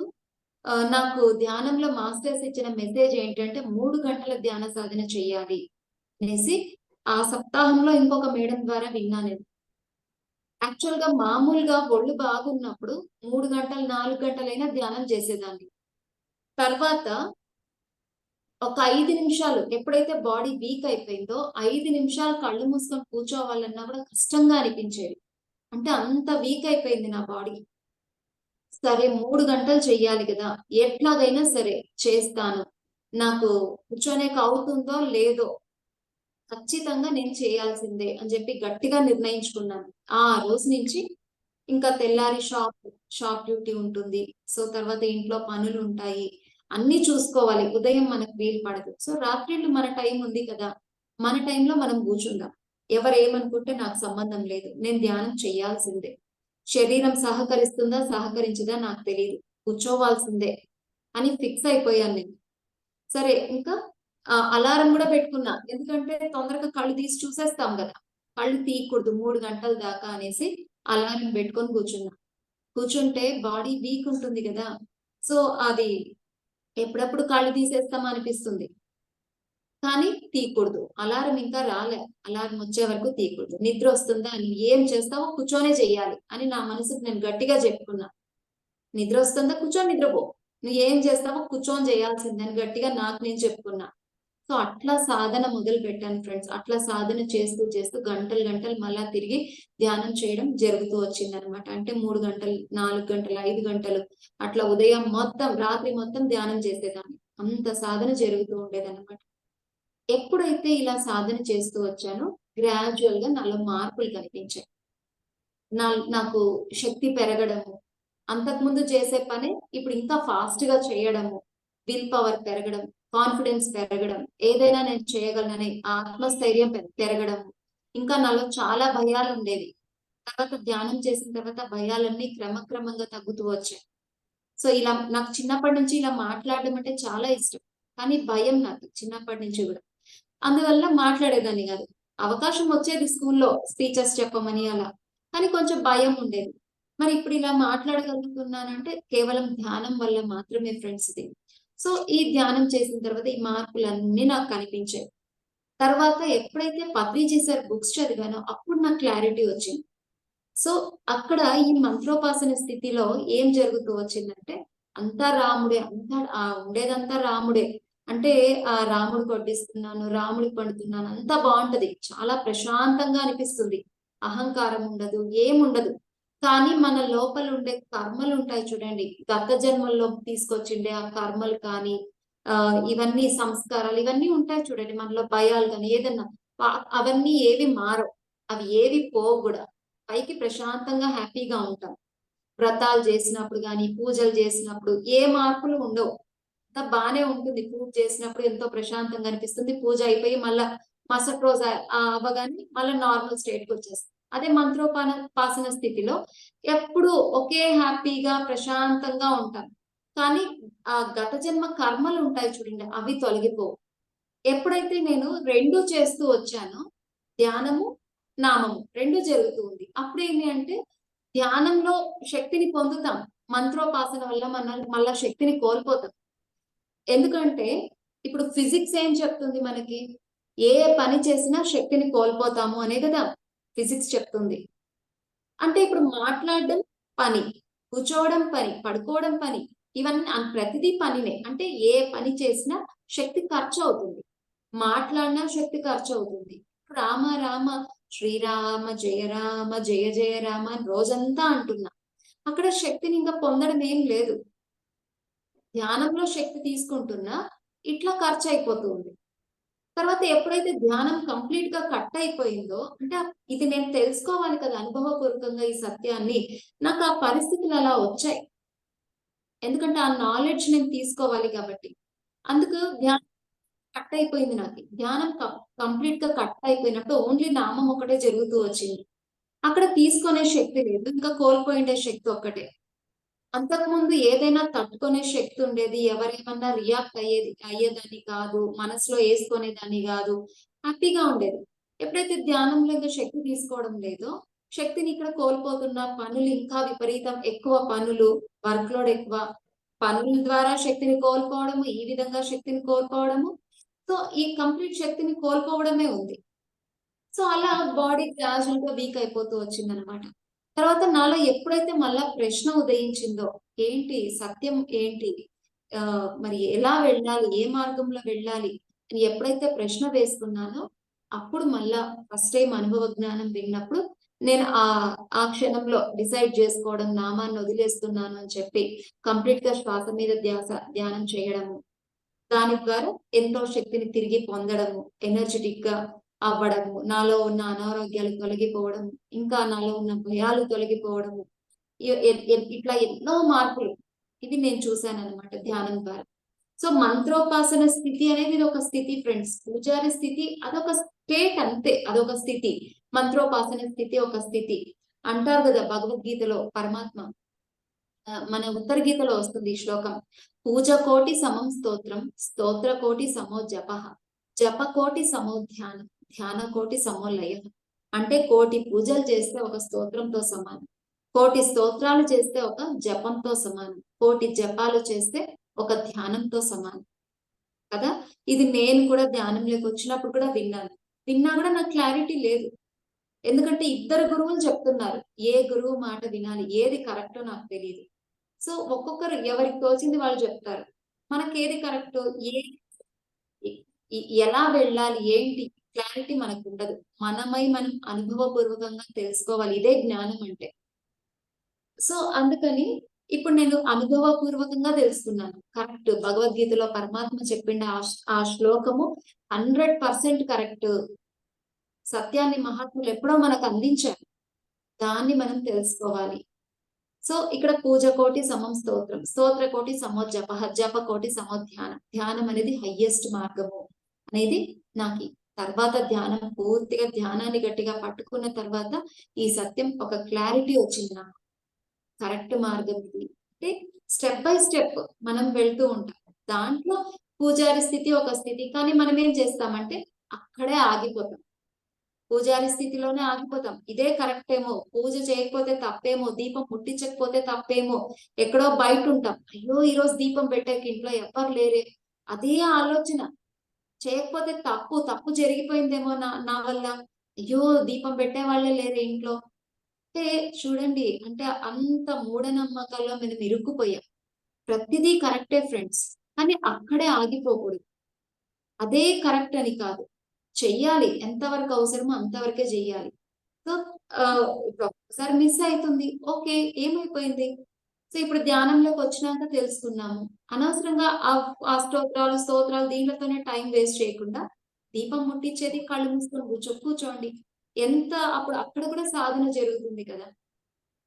సో ఏది తప్పని చెప్పట్లేదు. మన స్థితుల్ని గురించి తెలుసుకున్నప్పుడు మనం ఎక్కడ ఆగిపోతున్నాం, దేన్ని గట్టిగా పట్టుకున్నాం, మనకే క్లారిటీ వస్తుంది ఫ్రెండ్స్. సో ఈ మంత్రోపాసన స్థితి అనేది ఇది ఒక స్థితి అన్నమాట. తర్వాత వేదాంత స్థితి. ఇక్కడ ఈ వేదాంతి ఆయన ఈ వేదాంత స్థితిలో ఉన్నటువంటి వాళ్ళు ఏదైనా సరే భగవద్గీత గురించి చెప్పమంటే అనర్గళంగా చెప్పేస్తారు, గంటలు చెప్తారు. లేదా ఏ పురాణాల గురించి చెప్పమన్నా చెప్తారు, ఆత్మ గురించి చెప్పమన్నా చెప్తారు. అంటే ఆ పాండిత్యం అంతా వాళ్ళ దగ్గర ఉంటుంది. సో వాళ్ళ పాండిత్యానికి వాళ్ళే మురిసిపోతూ ఉంటారు. ఎంత అద్భుతంగా చెప్తున్నాను అంటే, వాళ్ళకి ఎంతసేపు పేరు కావాలి, ప్రతిష్టలు కావాలి, గొప్పలు కావాలి. కానీ ఇవన్నీ వాళ్ళు ఉపన్యాసాలు గంటలు చెప్పమంటే చెప్తారు కానీ కళ్ళు మూసుకొని వాళ్ళ మనసుని శూన్యం చేసుకోవడానికి ఎంత మాత్రం ఇష్టపడరు వీళ్ళు అనాహత చక్ర స్థితిలో ఉన్నటువంటి వాళ్ళు ఈ వేదాంతులు. ఏమంటే వాళ్ళు మాకు అన్నీ తెలుసు, నేనెందుకు సాధన చెయ్యాలి, అనుభవ జ్ఞానం వాళ్ళ దగ్గర ఏమీ ఉండదు. ఎంతసేపు ఊపర్ షేర్వాణి అందరు పరేషాన్ అంటారు కదా, పైకి మాత్రం మాకు అన్నీ తెలుసు కానీ లోపల దొల్ల ఏమీ ఉండదు, ఏ అనుభవ జ్ఞానము ఉండదు వాళ్ళకి. ఊరికే పుస్తక జ్ఞానం ఒక్కటే ఉంటే చాలా ఫ్రెండ్స్, పాండిత్యం ఒకటే ఉంటే చాలా. అనుభవ జ్ఞానం అనేది చాలా ఇంపార్టెంట్. ఊరికే తెలుసుకుంటే కాదు, దాన్ని అనుభవపూర్వకంగా మనం చెప్పాలి. ఇప్పుడు ఒక రసగుల్లా ఉంది, రసగుల్లా ఎంత బాగుంటుంది, టేస్ట్ చాలా బాగుంటుంది, మీరు తినండి అని నేను టేస్ట్ చేసినప్పుడు ఖచ్చితంగా చెప్తాను, చాలా బాగుంటది నిజంగా, మీరు తినండి, నేను తిన్నాను అని చెప్పేది ఎలాగుంటుంది. అయ్యో రసగుల్లా ఆ స్వీట్ చాలా బాగుంటుందంట, చూడండి టేస్ట్ బాగుంటుందంట అనేది ఎలా బాగుంటుంది, మీరు తినండి అనేది ఎలాగుంటుంది. సో పుస్తక జ్ఞానానికి అనుభవ జ్ఞానానికి అంత డిఫరెన్స్ ఉంది ఫ్రెండ్స్. పుస్తక జ్ఞానం ఒకటే ఉంటే సరిపోదు, అనుభవ జ్ఞానం కావాలి. ఈ వేదాంతులు పుస్తక జ్ఞానానికి పరిమితమైన వాళ్ళు, అనుభవ జ్ఞానం వాళ్ళ దగ్గర ఎంత మాత్రం ఉండదు. ఇది వేదాంత స్థితి. పాండిత్యం ఉంటుంది వాళ్ళ దగ్గర, ఆ పాండిత్యాన్ని ప్రదర్శిస్తూ ఉంటారు. ఇది వేదాంత స్థితి. తర్వాత ధ్యాన సాధకుడు. ఎప్పుడైతే నేను సత్యాన్ని తెలుసుకోవాలి, భగవంతుణ్ణి తెలుసుకోవాలి, సృష్టి అంటే ఏంటి, ఈ చావు పుట్టుకలు అంటే ఏంటి, ఎప్పుడైతే మనలో ఈ ప్రశ్నలు తలెత్తుతాయి, నేను ఇది తెలుసుకోవాలి అన్న ఆలోచన వస్తుందో అప్పుడు ఎవరో ఒకరి ద్వారా మనకి ధ్యానం గురించి పరిచయం అవుతుంది, ధ్యాన పరిచయం కాబడుతుంది. ఒక పాంప్లెట్ ద్వారానో, లేదా ఒక టీవీ ఛానల్ ద్వారానో, లేదంటే మన ఫ్రెండ్ ద్వారానో ఏదో ఒక విధంగా ధ్యానానికి సంబంధించిన ఇన్ఫర్మేషన్ మనకు అందడం జరుగుతుంది ఫ్రెండ్స్. అప్పుడు ఆ ధ్యానం క్లాసెస్ కి వెళ్ళి ధ్యానం గురించి ఒక చక్కటి అవగాహన పొంది, అక్కడ వాళ్ళు చెప్పేది విని విని ఒక అవగాహన చేసుకొని, దాన్ని అర్థం చేసుకొని, దాన్ని ఎప్పుడైతే మనం నిరంతరం ఆచరిస్తూ ఉంటామో, నిరంతరం ధ్యానం చేస్తూ ఉంటామో, వాళ్ళని ధ్యాన సాధకులు అంటారు. అలా నిరంతరం ధ్యాన సాధనలో ఉన్నటువంటి వాళ్ళు ఈ ధ్యాన సాధకులు అన్నమాట. మరి ఈ ధ్యాన సాధన ఎప్పుడో 2500 సంవత్సరాల క్రిందట బుద్ధ భగవానుడు దీన్ని ఉపయోగించి ఆయన సత్యాన్ని తెలుసుకున్నారు. అసలు దుఃఖానికి మూలం ఏంటి, ఇవన్నీ ఆయన తెలుసుకున్నారు. ఆ తెలుసుకొని మనందరికీ అందివ్వడం జరిగింది అనమాట ఈ ధ్యాన మార్గం గురించి. సో ఇక్కడ టైం తక్కువ ఉంది, సో కొంచెం టూకీగా తెలుసుకుందాం. ఇలా ధ్యాన సాధకుడు అంటే నిరంతరం ధ్యాన సాధన చేస్తూ ఉండేవాడే ధ్యాన సాధకుడు అన్నమాట. అయితే ఆ సాధన కూడా మనం చేసేటప్పుడు కరెక్ట్ గా చెయ్యాలి ఫ్రెండ్స్. ఇప్పుడు హాయిగా రిలాక్సింగ్ గా కూర్చోండి అంటారు, స్థిర సుఖాసనం అంటారు. అంటే హాయిగా కంఫర్టబుల్ గా కూర్చోవాలి. మనం ఎలా కూర్చుంటే ఎక్కువసేపు ఒకే ఆసనంలో కూర్చోగలమో దాన్నే స్థిర సుఖాసనం అంటారు. ఒకవేళ మనకు కూర్చొని వీలు కాలేదు, ఓకే కాళ్ళు చాపి కూర్చుందాం. కొన్ని రోజులు అలా చేయంగా మనకి అన్ని సహజంగా ఆ స్థితి వచ్చేస్తుంది. సో ఏ ఆలోచన వద్దు. అందుకే కూర్చొనికి అవుతుందో కాదో కళ్ళు మాత్రం తెరవకండి. కాళ్ళు జాపుకుంటారా జాపుకోండి, బాడీ కదిలిస్తారా కదిలించండి అని ప్రతిసారి చెప్తూ ఉంటారు. ఎందుకంటే సాధన ఇంపార్టెంట్. సాధన జరిగే కొద్దీ ఇవన్నీ స్థితులు మనకు వచ్చేస్తాయి. సో స్థిర సుఖాసనం మాక్సిమం ఇప్పుడు మనకి ఎలా కూర్చుంటే కంఫర్టబుల్ గా ఉంటుంది అలా కంఫర్టబుల్ పోస్టర్ లో కూర్చోవాలి. కూర్చొని మాక్సిమం ఎక్కువసేపు ఒకే ఆసనంలో ఎలా కూర్చోగలుగుతామో, కదలకుండా స్థిరంగా కూర్చోగలుగుతామా, కూర్చొని ప్రాక్టీస్ చేద్దాం. అలా సాధన మొదలు పెడుతూ మనలో సహజంగా జరుగుతున్న ఉచ్ఛ్వాస నిశ్వాసాలను గమనిస్తూ ఉండడం. అంటే మన శ్వాస ఎక్కడి నుంచి లోపలికి వెళ్లే శ్వాస, బయటకు వెళ్లే శ్వాస, ఈ శ్వాస ఎక్కడెక్కడ తిరుగుతుంది, దాంతో పాటు పూర్తిగా కలిసి ఉండడం, పూర్తిగా మమేకం అయిపోవడం. ఎన్నో ఆలోచనలు వస్తూ ఉంటాయి, మళ్ళా మనసు అటు ఇటు పరిగెత్తుతూ ఉంటుంది. మళ్ళా అటు ఇటు పరిగెత్తుతున్న మనసుని మళ్ళా శ్వాస దగ్గరికి తీసుకురావాలి. ఇదే ధ్యానంలో మొత్తం ఇదే మనం చెయ్యాల్సిందే. ఆ శ్వాసతో పాటు మనసును కలిపి ఉంచాలి. అప్పుడు మనకి ఆలోచనలు తొందరగా కట్ అయిపోతాయి. ఆలోచన రహిత స్థితిని మనం పొందుతాం. ఆ ఆలోచన రహిత స్థితే అసలైన ధ్యాన స్థితి. ఆ ధ్యాన స్థితిలోనే మనం ఆ విశ్వశక్తి ఆవాహనం జరుగుతుంది అనమాట. విశ్వశక్తి మన బ్రహ్మరంధ్రం ద్వారా మనలో ప్రవహిస్తుంది. అప్పుడు నాడీ మండల శుద్ధి జరుగుతుంది. అంటే గత జన్మల కర్మలన్నీ కూడా క్రమక్రమంగా శుద్ధి కావించబడుతూ ఉంటాయి. ఇవన్నీ బ్లాకేజెస్ మన యొక్క ప్రాణమయ కోశంలో అన్ని నాడులన్నీ అపరిశుద్ధంగా ఉంటాయి, చాలా గలీజ్ గా ఉంటాయి. ఆ బ్లాక్స్ గా ఉంటాయి. అవన్నీ శుద్ధి జరగాలి కదా. ఆ శుద్ధి జరిగే ప్రాసెస్ లో మనకి ఎన్నో రకాల నొప్పులు వస్తూ ఉంటాయి. అయ్యో నాకు నొప్పులు వస్తున్నాయి కదా అని ధ్యానాన్ని మానేయకూడదు. అప్పుడే సహనంతో ధ్యానాన్ని కొనసాగించాలి. అప్పుడే ప్రగతిని పొందుతాం. అదే సహనమే ప్రగతి అంటారు. అవన్నీ ఓర్చుకోవాలి, బాగా ఉడకాలి, మన భౌతిక కాయం ఉడకాలి. ఉడికినప్పుడే ఇవన్నీ ప్రాసెస్ లో జరుగుతాయి. సో అలా నాడీ మండల శుద్ధి ద్వారా మనకి తర్వాత దివ్యచక్షు ఉత్తేజితం ఇవన్నీ న్యాచురల్ గా ఆ ప్రాసెస్ లో జరుగుతాయి. ఏది జరగాలో అది జరుగుతుంది ఫ్రెండ్స్. వాళ్ళకి ఒక్కొక్కరికి ఒక ఎక్స్పీరియన్స్ ఉంటుంది. ఒకరికి ఆ ఎక్స్పీరియన్స్ వచ్చింది కదా, నాకు అదే ఎక్స్పీరియన్స్ రావాలి అని ఎప్పుడు మనం ఆశించకూడదు. మనకొచ్చింది అవే గొప్పది. అంతేగాని ఇతరులవి వినాలి, ఇతరుల నుంచి నాలెడ్జ్ తీసుకోవాలి.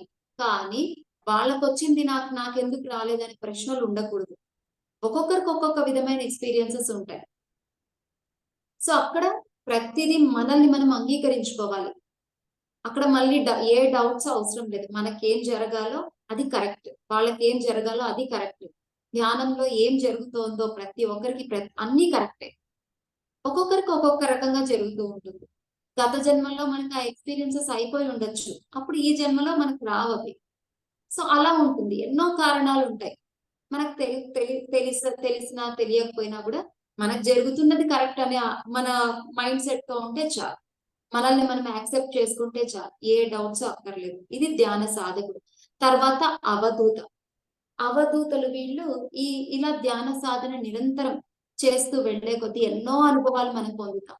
ఇలా ధ్యాన అనుభవాలలో అత్యంత ముందుకు పోయినటువంటి వారే ఈ అవధూతలు. అవధూతలు వాళ్ళు నిరంతరం ఆవలి లోకాల్లో ఆ శరీర యాత్రల ద్వారా నిరంతరం ఆ ఆవలి లోకాలను తిరుగుతూ ఉంటారు వాళ్ళు. అంటే వాళ్ళు వాళ్ళ చుట్టూ ఉన్న ప్రపంచాన్ని గాని వాళ్ళ చుట్టూ ఉన్న జనాలను గాని అస్సలు వీళ్ళు పట్టించుకోరు.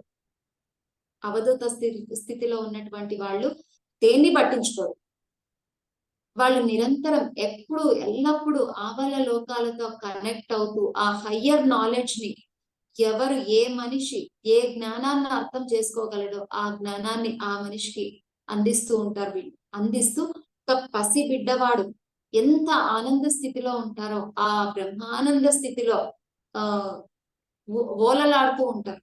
బ్రహ్మానంద స్థితిలో వాళ్ళు నిరంతరం అదే స్థితిలో ఉంటారని వాళ్ళ శరీర స్పృహ ఎంత మాత్రం ఉండదు. అంటే వాళ్ళు ఆ దేహ స్థితిని దాటిపోయి మనస్థితిని దాటిపోయి బుద్ధి స్థితిని దాటిపోయి ఆత్మస్థితిలో రమిస్తూ ఉంటారు. ఆ బ్రహ్మానంద స్థితిలో రమిస్తూ ఉంటారు వాళ్ళు. వాళ్ళకి ఈ రాగద్వేషాలు ఉండవు, ఏముండవు. కనీసం బట్టలు మంచి వేసుకున్నామా, ఎలా ఉన్నాయి, ఆ స్పృహ కూడా ఉండదు. అంటే ఇప్పుడు చూస్తే గిన అసలు వీళ్ళు అవధూతలా అనే డౌట్ వస్తుంది. అంటే మాసిపోయిన బట్టలు వేసుకొని తిరుగుతూ ఉంటారు. అయితే వాళ్ళకి ఏమాత్రం ఆ ఫీలింగ్ ఉండదు. పసిబిడ్డ వాడు చూడండి, బట్టలు ఉన్నాయో లేదో అందరి మధ్యలో ఎంత హ్యాపీగా తిరిగేస్తాడు. వాళ్ళకి వాళ్ళు కూడా ఆ పసిబిడ్డల్లాగా అంత అంత చక్కగా అందరి మధ్యలో తిరుగుతూ ఉంటారన్నమాట. ఏముండదు వాళ్ళకి. ఒక పసిబిడ్డ ఎంత ఆనందంగా ఉంటారో అహంకార రహిత స్థితిలో జీవిస్తూ ఉంటారు వీళ్ళు. మనస్సు ఆ మైండ్ ఎప్పుడు జీరో స్టేట్ లో ఉంటుంది. ఏ ఆలోచనలో ఉంటారు. ఎప్పుడు ఆత్మ స్థితిలోనే ఆ పరమానంద స్థితిలో ఉంటారు వీళ్ళు. ఈ అవధూతలకి ఎగ్జాంపుల్ కూడా మనము దత్త అవధూత ఓ సాయి అవధూత అంటారు చూడండి. అంటే దత్తాత్రేయ స్వామి ఒక అవధూత స్థితిలో ఉన్నారు. తర్వాత షిరిడి సాయిబాబా ఒక అవధూత, వేమన వేమన ఒక అవధూత, వీరబ్రహ్మేంద్ర స్వామి ఒక అవధూత. అందరూ అవధూతలుగానే ఉన్నారు. సో వీళ్ళందరూ ఆ స్థితిలో ఉన్నారు, అవధూత స్థితుల్లో. సో ఇంకా ఈ అవధూత స్థితుల్లో ఈ అవధూత స్థితులు కూడా 4 రకాలుగా ఉంటాయంటారు. బ్రహ్మావధూతలని, శైవ అవధూతలని, వీర అవధూతలని, కుల అవధూతలని 4 రకాలుగా కూడా చెప్తారనమాట. ఇది అవధూత స్థితి అనేది. తర్వాత సిద్ధుడు. సిద్ధుడు అంటే ఇంకా సాధనలో ముందుకు పోయి ధ్యాన పరాకాష్ఠను అందుకొని అష్ట సిద్ధులను పొందినటువంటి వారే ఈ సిద్ధులు. సిద్ధులు అంటారు వీళ్ళని ఆ సిద్ధుడు అంటారు. సిద్ధి అంటే ఏంటి అంటే ఫ్రెండ్స్, ఫలితం, ఫలం. ఇప్పుడు ఇప్పుడు ఒక రాజ్యాన్ని జయిస్తే ఆ గెలుపు అనే ఫలం అనేది వస్తుంది కదా. ఆ గెలుపు అనే ఫలాన్ని ఏ విధంగా అయితే పొందుతారో అదే విధంగా ధ్యాన సాధనలో ఆ ధ్యాన పరాకాష్ఠను మనం పొందినప్పుడు ఈ సిద్ధి అనే ఫలాన్ని మనం పొందడం జరుగుతుంది. సిద్ధులు వస్తాయి అప్పుడు. ఈ సిద్ధులు అష్టసిద్ధులు అంటారు. అష్టసిద్ధి నవ విధికే దాత. అష్టసిద్ధులు వస్తాయి ఫ్రెండ్స్. ఈ అష్టసిద్ధులు ఏవంటే అణిమ మహిమ చైవ గరిమ లఘిమ తతః ప్రాప్తి ప్రాకామ్యమీషిత్వం వశిత్వం చాష్ట సిద్ధయ అంటారు. అట్లా 8 సిద్ధుల గురించి చెప్తారు. అణిమ సిద్ధి అంటే బాగా సూక్ష్మంగా అయిపోవడం, చాలా చిన్నగా అయిపోవడం. అణిమ గరిమ చైవ. గరిమ సిద్ధి అంటే బాగా పెద్దగా అయిపోవడం. తర్వాత అణిమ మహిమ చేవ గరిమ లఘిమ తతః. అణిమ సిద్ధి అంటే చిన్నగా సూక్ష్మంగా అయిపోవడము. మహిమా సిద్ధి అంటే పెద్దగా అయిపోవడము. తర్వాత గరిమా సిద్ధి అంటే బాగా స్ట్రాంగ్ గా అయిపోవడం, బలంగా తయారవ్వడం, బలంగా కావడం. ఈ గరిమా సిద్ధి ద్వారానే శ్రీకృష్ణ పరమాత్మ తృణావర్తుడు అనే రాక్షసుని సంహరించాడు అంటారు. అలా స్ట్రాంగ్ గా అవ్వడం. లఘిమా సిద్ధి అంటే బాగా తేలికగా అవ్వడం, ఒక దూది పింజలాగా తేలికగా అయిపోవడం. ఈ సిద్ధి ద్వారానే నీటి పైన కూడా నడుస్తారు చూడండి. ఇది మనం సినిమాల్లో కూడా, దేవుడి సినిమాలో ఈ పురాతన సినిమాలు ఉంటాయి చూడండి. ఆ పురాణ చరిత్రలకు సంబంధించిన సినిమాలు, వీటిలో నీటి పైన కొంతమంది గురువులు నడచడం ఇవన్నీ చూస్తూ ఉంటాం.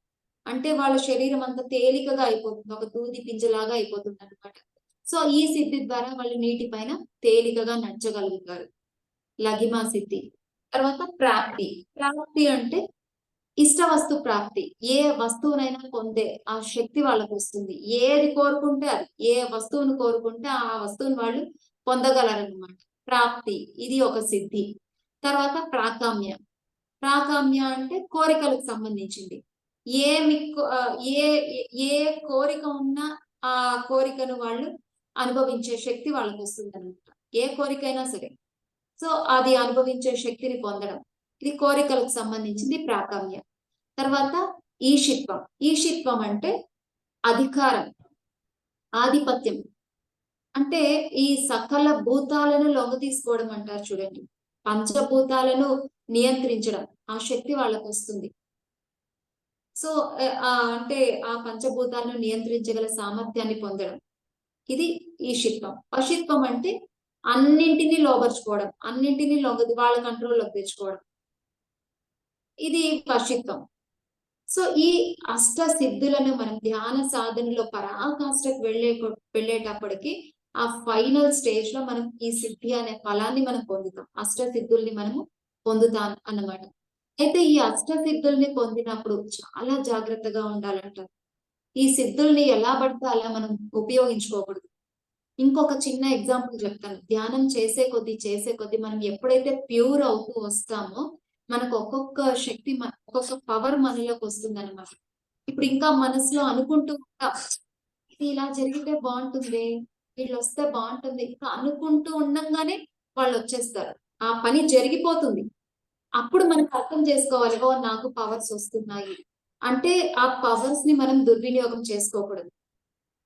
ఎందుకంటే ఆ పవర్ రావడం గొప్ప కాదు. మనం జస్ట్ నాకు ఇంకా అక్కడ కోరికలు పెట్టుకున్నాం అనుకోండి, మనకేమవుతుందంటే ధ్యానం ద్వారా పొందిన శక్తి మొత్తం ఖర్చు అయిపోతుంది అక్కడ.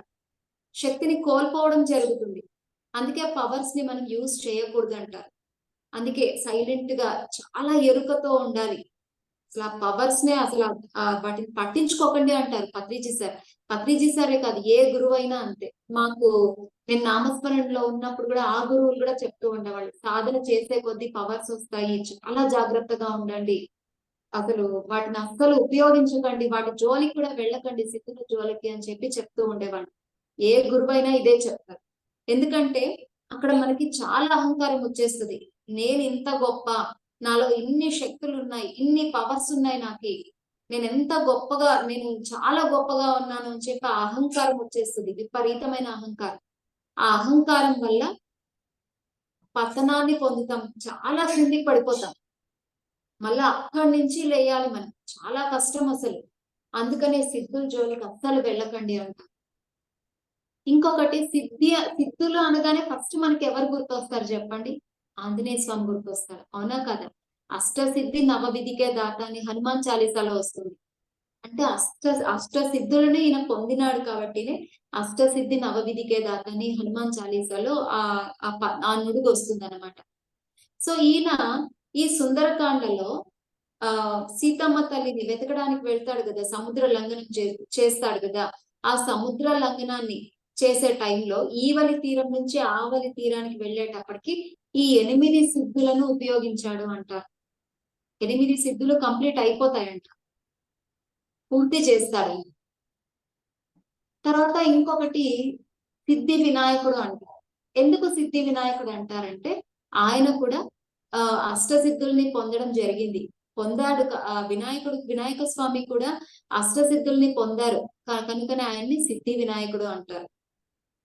కాబట్టి మరి సిద్ధులు గమనించినప్పుడు మనలో ఆ పవర్స్ వస్తున్నాయి అనగానే చాలా అవేర్నెస్ తో వాటిని పక్కకు పెట్టేయాలి. మన దృష్టి వాటి వైపు అస్సలు ఎంత మాత్రం వెళ్ళకూడదు. నేను అనేది అస్సలు మనలో తలెత్తకూడదు, మనకు అవసరం లేదు కూడా. అప్పుడే మనం ఇంకా నెక్స్ట్ స్టేజ్ మనం ఎదగగలుగుతాం.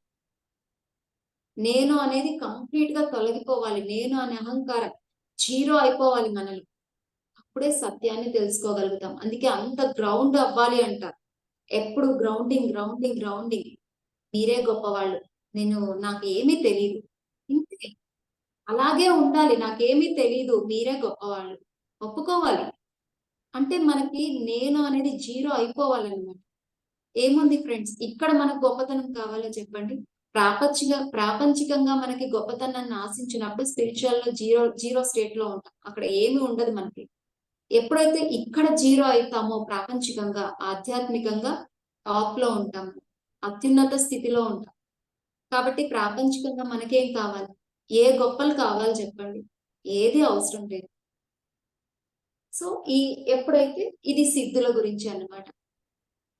సో ఈ ధ్యాన పరాకాష్ఠని పొందినప్పుడు సిద్ధుడు అంటారు.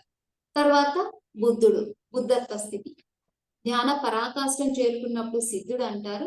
అయితే ఈ బుద్ధత్వ స్థితి అనేది ఎలా పొందుతామంటే, నిరంతరం మనం తెలుసుకున్నటువంటి ధ్యాన జ్ఞాన బోధన నిరంతరం చేస్తూ ఉండాలి. ఇది బుద్ధత్వ స్థితి.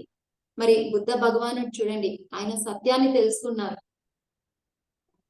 ఎప్పుడైతే సత్యాన్ని తెలుసుకున్నారు, తన గత జన్మలు చూసుకున్నారు. ఫ్రెండ్స్, ఇది బుద్ధుడి యొక్క ఎక్స్పీరియన్స్ మాత్రమే. ఇది గుర్తు పెట్టుకోండి. ఎప్పుడు గత జన్మలు అందరికీ తెలుస్తాయి అనేది లేదు ఇక్కడ. కొందరికి తెలియకపోవచ్చు, కొందరికి గత జన్మల్లోనే అయిపోయి ఉంటుంది ఆ ఎక్స్పీరియన్స్. అంత మాత్రం చేత మనం తక్కువ కాదు. మనం ఏమి అంటే నిరంతరం ఆ బ్రహ్మానంద స్థితి, అది ఫైనల్. అదే మనకి కావాల్సింది బ్రహ్మానంద స్థితి. ప్రతి క్షణాన్ని, ప్రతి మినిట్ ని ఎంజాయ్ చేయడమే, ఆనందంగా గడపడమే. అదే దుఃఖరాహిత్య స్థితి. నిర్వాణం అన్నా, మోక్షం అన్నా ఇదే ఫ్రెండ్స్. ఆ బ్రహ్మానంద స్థితిలో నిరంతరం ఉండడమే ఫైనల్. అదే సహస్రార స్థితి అదే. అంతేగాని ఇది బుద్ధుడి ఎక్స్పీరియన్స్. ఆయన గత జన్మలు చూసుకున్నాడు. ఒక జన్మ నుంచి ఇంకొక జన్మ ఎందుకు వచ్చింది, ఆ కార్యకారణ సంబంధాన్ని తెలుసుకున్నారు. సో ఇవన్నీ సత్యాన్ని తెలుసుకున్నారు. దుఃఖానికి మూలం ఏంటో తెలుసుకున్నారు. తర్వాత దుఃఖానికి మూలం ఏంటి? కోరిక, తృష్ణ. ఆ తృష్ణ దేని వల్ల ఉంది? మనలో అవిద్య వల్ల. అవిద్య దేని వల్ల ఉంది?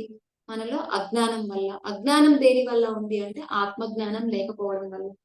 మరి ఈ అజ్ఞానం ఎలా తొలగిపోతుంది అంటే, దానికి బుద్ధ భగవానుడు అష్టాంగ మార్గాన్ని కనుక్కున్నారు. సరి అయిన దృక్పథాలు, తర్వాత సరి అయిన సంకల్పాలు, సరి అయిన వాక్కు, సరి అయిన జీవనోపాధి, తర్వాత సరి అయిన శ్రద్ధ, సరి అయిన ఏకాగ్రత, సరి అయిన ధ్యానము, సరి అయిన కర్మ, ఇవన్నీ చేయడం వల్ల బుద్ధత్వ స్థితిని ఎవరైనా పొందొచ్చు అనేసి బుద్ధ భగవానుడు మనకి ఆ సత్యాన్ని అందివ్వడం జరిగింది.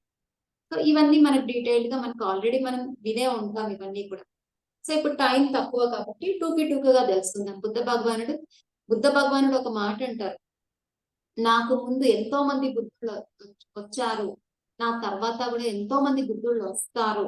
అంటే ఏంటి అంటే అర్థము, ఈ బుద్ధత్వ స్థితిని ఎవరైనా పొందగలరు, ఎవరైనా పొందే శక్తి వాళ్ళలో ఉంది, ఎవరైనా పొందగలుగుతారు అని ఇక్కడ అర్థం అన్నమాట. తర్వాత మరి బుద్ధుడు అనగానే తన యొక్క బుద్ధిని అపరిమితంగా వికసింపజేసుకున్నాడు కనుకనే ఆయన్ని బుద్ధుడు అంటారు. అంటే తన బుద్ధిని అపరిమితంగా ప్రకాశింపజేసుకున్నాడు. అంటారు కదా, ధ్యానం చేస్తే బుద్ధి వికాసం జరుగుతుంది అంటారు. బుద్ధి వస్తుంది. సరిగ్గా ఆలోచించడం నేర్చుకుంటాం. సరి అయిన వాక్కులు మాట్లాడటం నేర్చుకుంటాం. విచక్షణ జ్ఞానాన్ని నేర్చుకుంటాం. ఎప్పుడు ఎలా ఉండాలి, ఎప్పుడు ఎలా ఉండకూడదు, ఇవన్నీ మనం ధ్యానం ద్వారా నేర్చుకుంటాం. మరి ఆ బుద్ధ భగవానుడు అపరిమితంగా తన బుద్ధిని వికసింపజేస్తున్నాడు కనుకనే బుద్ధుడు అయ్యాడు.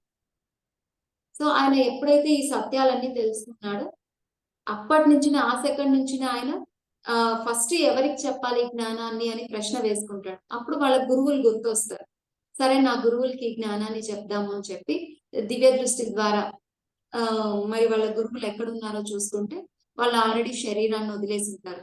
సరే, నెక్స్ట్ ఇంకెవరికి చెప్పాలి అనుకున్నప్పుడు వాళ్ళ ఫ్రెండ్స్, ఆయన చుట్టూరా ఒక 5 మంది ఫ్రెండ్స్ ఉంటారు కదా, వాళ్ళకి చెప్పాలనుకుంటారు.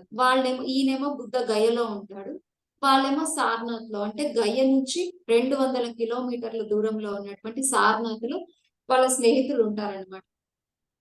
అక్కడికి నడుచుకుంటూ వెళ్ళి వాళ్ళ ఫ్రెండ్స్ కి సత్యాన్ని చెప్తాడు, సాధన మార్గాన్ని చెప్తాడు. సో అలా ఆయన ధ్యాన ప్రచారం అనేది స్టార్ట్ అవుతుంది. ఆ క్షణం నుంచి నిరంతరం ఆయన తెలుసుకున్న సత్యాన్ని అందరికీ ఊరూరు తిరుగుతూ అందరికీ అందిస్తూ ఉంటారు. ఇది బుద్ధత్వ స్థితి అన్నమాట. తర్వాత టైం అయిపోయింది. ఓకే. ఒక 5 మినిట్స్ ఓకే కదా మేడం? పర్లేదు పర్లేదు మేడం, చెప్పండి, పర్వాలేదు, కంటిన్యూ చేయండి మేడం. ఓకేనా?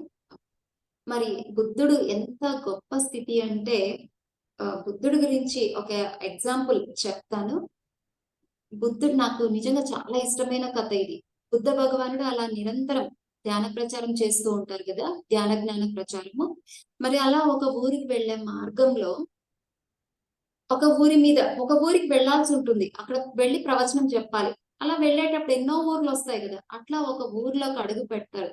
పెట్టి అక్కడ ఆ ఊర్లో నడుస్తూ ఉంటే అక్కడ అందరూ ప్రజలు గమనిస్తారు, అయ్యో బుద్ధుడు బుద్ధుడు అనేసి అందరూ గుమిగూడతారు బుద్ధుడు చుట్టూ. గుమిగూడి బుద్ధుణ్ణి నానా బూతులు తిడతారు. 2 అక్షరాల బూతులు, 3 అక్షరాల బూతులు, ఏ బూతుంటే ఆ బూతులన్నీ తిడతారు. ఒక్క బూతు కూడా వదలకుండా తిడతారు. ఊరంతా ఆయన చుట్టూ చేరి. ఆయన అసలు చెలించడు తెలిసిన. ఆయనకు అసలు కన్నా ఏ రియాక్షన్ ఉండదు ఆయనకి. నన్ను అంటున్నారే, ఇప్పుడు మనకు ఒక మాట అంటే రియాక్ట్ అయిపోతాం. నన్ను అంటావా నువ్వు, నేనేంటి, నువ్వెవరు నన్ను అనడానికి, పక్కన ఒక వెంటనే మనం రియాక్ట్ అయిపోతాం, వాళ్ళ మీదకి వెళ్ళిపోతాం. కానీ బుద్ధుడు ఊరు మొత్తం చేరి ఆయన చుట్టూ చేరి నానా బూతులు తిడుతూ ఉంటే ఆయన ఒక్క మాట మాట్లాడు. లాస్ట్ వాళ్ళు తిట్టి తిట్టి తిట్టి వాళ్ళకే విసుగొచ్చేస్తుంది. ఏంది ఇంత తిడుతున్నా ఈయన కనీసం చెల్లించడే, ఒక మాట కూడా మాట్లాడే. వాళ్ళకే విసుగొచ్చేసి వాళ్ళల్లో ఒక వ్యక్తి లాస్ట్ కు అడిగేస్తాడు, ఇంత తిడుతున్నాం కదా, కనీసం మీకు ఒక మాట మాట్లాడాలని కూడా అనిపించలేదా? అప్పుడు బుద్ధ భగవానుడు అంటాడు, మరి ఒక 5 ఏళ్ల కిందట వచ్చింటే నా దగ్గరికి నేను కూడా మీకు సమాధానం చెప్పుండేవాడిని. కానీ ఇప్పుడు నాకు ఆ స్థితి దాటిపోయింది అంటారు. అంటే నేను ఆ 10 ఏళ్ల కిందట నేను మీలాగే ఉన్నా. కానీ ఇప్పుడు నేను ఎంతో సాధన చేసి ఇప్పుడు నేను అదంతా దాటిపోయాను. ఇప్పుడు నాకు ఏమీ లేదు మాట్లాడడానికి. ఏమంటే కొంచెం టైం అయిపోతుంది నాకు వేరే ఊర్లో వెళ్ళాలి నేను. వాళ్ళు అక్కడ ప్రజలందరూ నా కోసం వెయిట్ చేస్తా అంటారు. మళ్ళా తిరిగి ఇదే దారిలో నేనొస్తాను. అప్పుడు ఇంకా ఏమైనా పెండింగ్ ఉంటే మీరు ఆలోచించి పెట్టుకోండి. అప్పుడు కావాలంటే అన్ని మిగతావన్నీ కూడా బ్యాలెన్స్ ఉండేవన్నీ కూడా మీరు చెప్తురు. నేను ఇంకా ప్రశాంతంగా వింటాను అని చెప్తాడాయన. ఏం మాట్లాడు. చూడండి ఎంత గొప్ప స్థితిలో ఉన్నాడు చూడండి. ఇక్కడ కనీసం ఊరంతా తిడితే ఈయన ఏమి చలించకుండా, అంటే ఆయన యొక్క కేంద్ర స్థానంలో ఉన్నాడు. ఆయన ఆత్మస్థితిలో ఉన్నాడు కాబట్టి ఆయనకి చలించడం లేదు. మనమంతా దేహ స్థితిలో ఎక్కడో పైన ఉన్నాం, ఉపరితలంలో ఉన్నాం. ఒక సర్కిల్ ని తీసుకోండి, సర్కిల్లో కేంద్ర స్థానంలో ఆ సెంటర్ లో ఆయన ఉన్నాడు. పైన ఎక్కడో ఉపరితలంలో మనం ఉన్నాం. మనమంతా తిడుతూ ఉంటే ఆ లోపల ఉండే ఆ ఆత్మస్థితిలో ఉన్నటువంటి వ్యక్తికి ఏమన్నా అంటుతుందా చెప్పండి? ఏమీ అంటదు. కాబట్టి ఆ బుద్ధత్వ స్థితి అంత గొప్ప స్థితి. ఆత్మస్థితిలోకి వెళ్ళినప్పుడు మనం కూడా అలాగే ఉంటాం. సో కాబట్టి మనం ఆత్మస్థితిని మనం పొందాలంటే ఎక్కడెక్కడ ఏమేం పట్టుకున్నామో ఇవన్నీ వదిలేయాలి ఫస్ట్. నాకు వాళ్ళంటే సరిపోదు, వీళ్ళంటే నచ్చదు, నువ్వు ఇలాగే ఉండాలి, నువ్వు అలాగే ఉండాలి, ఇవన్నీ కొనుంటారు. గీతలు గీసుకొని ఉంటాం. ఇవన్నీ తుడిపేయాలి ఫస్ట్. ఎక్కడెక్కడ పట్టుకున్నామో, ఎక్కడెక్కడ స్ట్రక్ అయిపోయామో, ఎక్కడెక్కడ ఆగిపోయామో ఆ పట్టుకోండి అవన్నీ వదిలేయాలి ఫస్ట్. అంటే ప్రతి దాన్ని యాక్సెప్ట్ చేయాలి, ప్రతి దాన్ని అంగీకరించాలి. ప్రతి వ్యక్తి ఎవరు ఎలాగున్నా సరే ప్రతి వాళ్ళని యాజ్ ఇట్ ఈస్ గా అంగీకరించాలి. సో ప్రతి ఒక్కరి పట్ల కృతజ్ఞతా భావంతో ఉండాలి. నీ వల్ల నేను ఈ లెసన్ నేర్చుకోగలిగాను. సో ప్రతి ఒక్కరూ మనకు పరోక్ష గురువులే. పరోక్ష గురువుల రూపంలోనే మనకు అన్ని నేర్పిస్తున్నారు పాఠాలు. కాబట్టి ప్రతి ఒక్కరికి మీరు ఈ పాఠాన్ని నాకు చక్కగా సహనాన్ని నేర్పిస్తున్నారండి. చాలా కృతజ్ఞత మీకు. అంటే ప్రతి ఒక్కరి పట్ల కృతజ్ఞతతో ఉండడం, ప్రతి ఒక్కరిని అంగీకరించడం. నువ్వు నన్ను పిలిచినా ఓకే, పిలిచకపోయినా ఓకే. ఒక ఫంక్షన్ చేస్తూ ఉంటారు. మనము అయ్యో చూడు అందరినీ పిలిచారు, నన్ను మాత్రం పిలిచలేదు. కోపం వచ్చేస్తుంది ఇక్కడ. మనకెందుకు కోపం చెప్పండి? పిలిస్తే ఒక లాభము, పిలిచకపోతే 2 లాభాలు. నేను ఇదే సేమ్ నాకు ఇదే సిచ్యుయేషన్ నాకు ఎదురైంది అనమాట. పిలిస్తే ఒక లాభం, పిలిచకపోతే 2 లాభాలు అని చెప్పిన. ఏంటి 2 లాభాలు ఒక లాభం ఏంటి అన్నారు. పిలిస్తే వెళ్ళాలి. వెళ్తే అక్కడ రకరకాలు తింటాము. పిలిచకపోతే ఇంట్లో హెల్తీ ఫుడ్ తింటాము. రెడీ అయిపోయే అవసరం అది తగ్గిపోతుంది. ఇంట్లో హెల్తీ ఫుడ్ తింటాం అంతే కదా అనేసి చెప్పారనమాట. జస్ట్ ఒక జోక్‌గా. అంటే మనం చూసే దృష్టిని బట్టి ఏదైనా ఉంటుంది ఫ్రెండ్స్. నువ్వు పిలిచినా ఓకే. పిలిచకపోయినా ఓకే. నువ్వు నన్ను గౌరవించినా ఓకే. గౌరవించకపోయినా ఓకే. నువ్వు నన్ను తిట్టినా ఓకే. నువ్వు నన్ను పొగిడినా ఓకే. అంటే దేనికి చలించకూడదు. పొగడ్తలకు పొంగిపోవడం, తిట్టినప్పుడు కృంగిపోవడం ఏది వద్దు ఫ్రెండ్స్. రెండిటికి అతీత స్థితికి వెళ్తారు.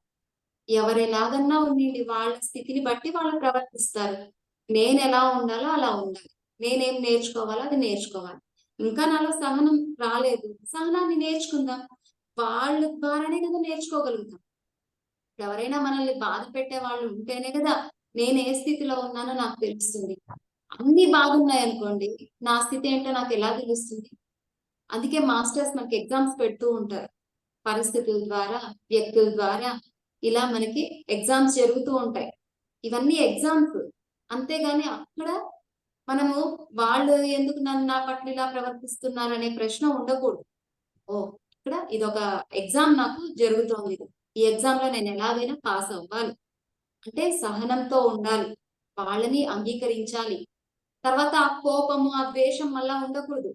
ఇది చేయకూడదు వాళ్ళ పైన. మళ్ళా వాళ్ళతో ఫ్రీగా మాట్లాడగలగాలి. ఇష్టం ఉంటే వాళ్ళతో క్లోజ్‌గా ఉండొచ్చు. లేకపోతే లే. మన ఇష్టం. Hi, bye. ద్వేషం మాత్రం వాళ్ళ పైన ఉండకూడదు. మాట్లాడాల్సిన సందర్భం వస్తే హ్యాపీగా వెళ్లి మాట్లాడదాం. అందులో ఇగో ఎందుకు చెప్పండి? నేనెందుకు మాట్లాడాలి? నేను అనేది కంప్లీట్‌గా జీరో అయిపోవాలి మనలో. మనం ఆ స్థితిని పొందాలి అంటే ఇవన్నీ వదిలేయాలి ఫస్ట్. జీరో అయిపోవాలి. గ్రౌండింగ్ అయిపోవాలి. అది రావాలి. అది నేర్చుకోవాలి మనం. సాధన ద్వారా ఇదే ఫ్రెండ్స్ మనం నేర్చుకోవాల్సింది ముఖ్యంగా. ఆ దైవిక గుణాలను మనలో పెంపొందించుకోవాలి. ఎంత అద్భుతమైన స్థితి కదా బుద్ధత్వ స్థితి. తర్వాత పూర్ణాత్మ స్థితి. ఇది ఫైనల్. ఈ బుద్ధత్వ స్థితి తర్వాత స్టేజ్ పూర్ణాత్మ అనేది. అంటే ధ్యాన పరాకాష్ఠ పొందినప్పుడు సిద్ధుడు అంటారు. తర్వాత ధ్యాన జ్ఞాన ప్రచారం చేస్తూ బుద్ధత్వ స్థితిని పొందుతారు. అంటే ఇంకా ఆఖరి జన్మలో ఉన్నవాడు బుద్ధుడు. తర్వాత పూర్ణాత్మ స్థితి అనేది తర్వాత నెక్స్ట్ స్టేజ్. ఆ సత్యలోకానికి వెళ్ళిన తర్వాత ఆ సోల్ ఆ సత్యలోకంలోనే ఉండిపోయి తన ద్వారా అంశాత్మలను సృష్టిస్తుందన్నమాట. తన ద్వారా వచ్చినటువంటి అంశాత్మలు ప్రతి జన్మలోనూ కొద్ది కొద్దిగా నేర్చుకుంటూ అలా క్రమక్రమంగా ఎన్నో జన్మల తర్వాత ఆ సోల్ కూడా ఆ అంశాత్మ కూడా ఒకానొక పూర్ణాత్మ స్థితికి ఎదుగుతుందన్నమాట. ఆ పూర్ణాత్మ స్థితికి ఎదిగిన తర్వాత మళ్ళా జననం మళ్ళా ఇంకా పుట్టాల్సిన అవసరం లేదు. పూర్ణాత్మ స్థితి అంటేనే ఒక ప్రేమ స్థితి, ఒక ప్రేమ తత్వం, ఒక కాంతి. ఈ పూర్ణాత్మ స్థితి. ఇంకా మనకి ఈ పూర్ణాత్మ స్థితి ఇది అర్థం కావాలంటే ఎగ్జాంపుల్ ఒక మామిడి చెట్టు తీసుకోవచ్చు. ఇప్పుడు ఒక మామిడి విత్తనం ఉంది. ఒక విత్తనాన్ని మనం విత్తాము. విత్తితే కొన్ని రోజులకి మొలకొస్తుంది. ఆ చిన్న మొలకు బయటొస్తుంది. తర్వాత అది క్రమంగా పెరుగుతూ పోతుందన్నమాట. పెరిగి పెరిగి ఒక మహావృక్షంగా మారుతుంది. ఈ మహావృక్షంగా ఎదిగినప్పుడు ఆ విత్తనం నుంచి మొలకొచ్చినప్పుడు అది అంశాత్మగా అది క్రమంగా ఎదుగుతూ ఒక పూర్ణాత్మ స్థితి అంటే ఒక వృక్షంగా ఎదుగుతుంది. మళ్ళా ఇంకొక వృక్షం అవుతుంది అది. అది పూర్ణాత్మ స్థితి. తర్వాత ఎన్నో ఫలాలు వస్తాయి. ఎన్నో విత్తనాలు. ఆ చెట్టు నుంచి ఎన్నో విత్తనాలు అవన్నీ అంశాత్మలుగా మనం అర్థం చేసుకోవచ్చు అనమాట. అంటే పూర్ణాత్మ నుంచి అంశాత్మల సృష్టిగా జరుగుతుంది. ఇది మనకి ఎగ్జాంపుల్ తెలుసుకుంటే ఈజీగా అర్థం అవుతుంది అని చెప్పి ఈ చెట్టు ఎగ్జాంపుల్ చెప్పాను ఫ్రెండ్స్. సో ఇది పూజారి స్థితి నుంచి పూర్ణాత్మ స్థితికి మనం ఎదగడం అన్నమాట. సో ఎదిగే క్రమంలో ఇన్ని స్టేజ్‌లు మనం ఫేస్ చేయాల్సి ఉంటుందన్నమాట. కాబట్టి మనం ఎవరెవరు ఎక్కడెక్కడ ఉన్నామో అక్కడే ఆగిపోకుండా నెక్స్ట్ ఏంటి అని మనకి ఒక క్లారిటీ వస్తుందన్నమాట. ఆ స్థితుల్ని ఆ స్థితికి మనం చేరాలంటే మనం ఎలా ఉండాలి ఇక్కడ? సాధన ఎలా చెయ్యాలి? మనం ఏం నేర్చుకోవాలి? అనే ఎరుక ఉండాలి. ఆ ఎరుక ద్వారా మనం కూడా ఆ స్థితులన్నింటిని కూడా అద్భుతంగా ఎవరైనా పొందొచ్చు ఫ్రెండ్స్. అనేది ఈ పూజారి నుంచి పూర్ణాత్మ ఈ కాన్సెప్ట్ ద్వారా మనం అర్థం చేసుకుందాం. Okay madam. Thank you so much నాకు ఈ చక్కటి అవకాశాన్ని ఇచ్చినందుకు. అందరికీ thank you so thank you much. Madam. Thank you so much madam. Thank you madam. చాలా బాగుంది కాన్సెప్ట్. పూజారి టు పూర్ణాత్మ చాలా బాగుంది మేడం. ప్రతి మనిషి కూడాను ఫస్ట్ పూజలు, జపాలు, యాగాలు, యజ్ఞం చేశాక లాస్ట్ కి వచ్చేది ధ్యాన స్థితి. ధ్యానంలోకి వస్తారు ప్రతి ఒక్కళ్ళు. బాగుంది మేడం, కాన్సెప్ట్ చాలా బాగుంది. నమస్తే మేడం. నమస్తే madam. Thank you madam. Thank you so much madam. Thank you madam, బాగా చెప్పారు.